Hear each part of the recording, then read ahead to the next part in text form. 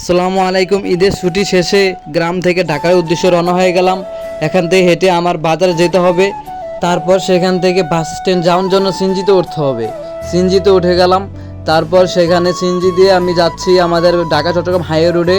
সেখানে বাস স্ট্যান্ডে গিয়ে তারপর সেখান থেকে টিকিট কেটে বাসে উঠতে হবে। তারপর বাস স্ট্যান্ডে এসে বাসের টিকিট কেটে বাসে উঠে গেলাম। বাসে উঠে বসে গেলাম একটা সিট দেখে। জানালা সাইডে আমি আবার সবসময় ঢাকা বা গ্রামে আসলে জানালা সাইড দিয়ে বসতে হয় আমি জানালা সাইড ছাড়া বসতে পারি না। তারপর আবার এত কষ্ট নিয়ে ঢাকার দিকে রওনা হলাম গ্রাম ছেড়ে। ঈদের ছুটি কাটানোর পর একা একা আবার ঢাকার উদ্দেশ্যে রওনা হয়ে গেলাম। মন চায় না ঢাকা যেতে, তারপরও ঢাকা যেতে হয়। তারপরও ঢাকা যেতে হচ্ছে। গ্রামের প্রাকৃতিক দৃশ্য ছেড়ে কি ঢাকা যেতে মন চায়? কেউর মন চায় না। তারপরে কি করব? তারপরও কষ্ট বুকে চাপা রেখে, ছেলে মানুষরা অনেক কষ্ট থাকে। তারপর যাত্রাবাড়ি ফ্লাইওভার গোড়া নেমে গেলাম। সেখানে থেকে গুলিস্তান যাব মেট্রো রেলে, উত্তরা দিয়াবাড়ি যে নামবো সেখান থেকে আমার গন্তব্যে আমি যাব। তারপর এখান থেকে বাসে অনেক চেষ্টা করলাম, বাসে আমাকে নেয়নি। বাসে অনেক রিজার্ভ। এখান থেকে গুলিস্তানে বাসে লোক নেয়নি, লোক ওঠায় না। তার জন্য পাঠাও ভাড়া নিয়ে নিলাম সেখান থেকে। তারপর পাঠাওতে উঠে গেলাম। সেই পাঠাও দিয়ে যাচ্ছিলাম। ফ্লাইওভারটা পার হয়ে গুলিস্তান পল্টন যাব। সেখান থেকে মেট্রো রেলে ওঠে তারপর উত্তরা দিয়াবাড়ি যাব। সেখান থেকে আমার গন্তব্যে আমি যাব।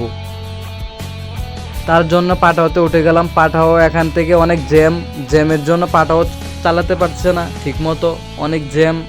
তার জন্য জ্যামেও আটকা পড়ে আছি। অনেক গরম। আমি মাথায় হেলমেট পরে আছি, হেলমেট পরে পিছনে ব্যাগ নিয়ে, কাঁধে ব্যাগ নিয়ে আমি বাইকে আছি। তারপর আমরা চলে আসলাম পল্টনে, নেমে গেলাম। পল্টনে নেমে আমি মেট্রো রেল স্টেশনে এসে মেট্রো রেলে উঠতেছি। ওখানে আমার এমআরটি পাস আছে। তার জন্য আমি এমআরটি আর টিকিট কাটা লাগলো না, আমার এমআরটি পাস আছে। তার জন্য আমি একদম ডাইরেক্ট সরাসরি মেট্রো রেলে ট্রেনে চলে গেলাম। মেট্রো রেলে উঠে গেলাম। সেখান থেকে আমি ডাইরেক্ট, আমার ট্রেন এখন ছেড়ে দিবে মেট্রো রেল। তারপর মেট্রো রেলের ভিতরে উঠে গেলাম, মেট্রো রেলটা ছেড়ে দিল। তারপর এখানে দেখেন আপনি বাইরের দৃশ্যগুলা, হায় রে হায় কত সুন্দর দৃশ্যগুলো। এগুলো দেখলে কি মানুষের জীবনটাকে, অন্তরটাকে ঠান্ডা হয় না? অনেক সুন্দর দেখতে দেখা যায় বাইরের দৃশ্যগুলো। এখনই আমার ট্রেন এখানে থামবে, এখনই নেমে যাব। এখানে নামতে হবে, এখানে দরজা খুলে যাবে। তারপর এখানে নেমে যাব। তারপর আমি আমার গন্তব্যে যাওয়ার জন্য একটা রিক্সা নিয়ে নিলাম।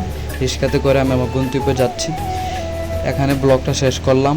আপনারা ব্লগটি ভালো লাগলে সবাই লাইক কমেন্ট শেয়ার করে দেবেন এবং চ্যানেলটি সাবস্ক্রাইব করে দেবেন। পেজ থেকে দেখলে পেজটিকে ফলো দিয়ে রাখবেন নতুন নতুন ভিডিও সবার আগে পাওয়ার জন্য।